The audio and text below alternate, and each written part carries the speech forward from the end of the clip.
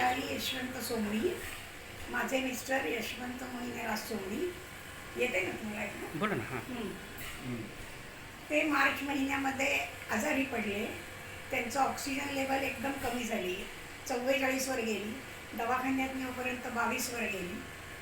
मग ते ICUमध्ये 3 दिवस त्यांना ठेवलं. नंतर बाहेर त्यांना 3 दिवस ठेवलं. मग घरी आणलं, पण त्यांना ऑक्सिमीटर त्यांनीच कंटिन्यू लावायला सांगितलं.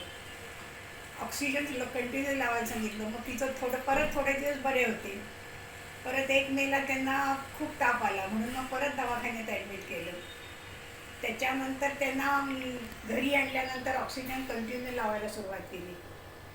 आणि पण त्यांना हात काही उचलत नव्हते, पाय उचलत नव्हते, अंथरुणातच सर्व काही होत होतं. पण त्याच्यानंतर फिजिओथेरपीचं आम्हाला डॉक्टरांनी करायला सांगितलं होतं. मग त्यांना बोलवून घेतलं.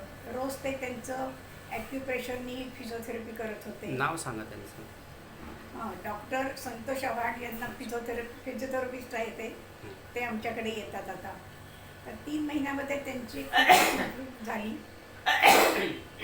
त्यांचे हात हालायला लागले. मी त्यांना जेवायला भरवत होते, आता ते हाताने जेवतात, चहा पितात व्यवस्थित, संडास बाथरूमला ते स्वतः जातात, आंघोळही करतात ते रोज स्वतःच्या हाताने. नाही तर ती पण मी त्यांना घालत होते.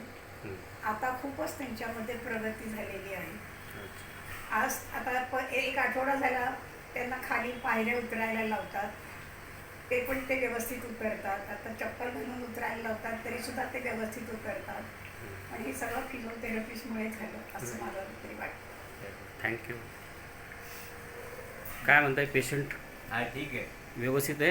हो, चालेल ठीक. उत्तम आहे. उत्तम आहे. चालेल ठीक. धन्यवाद.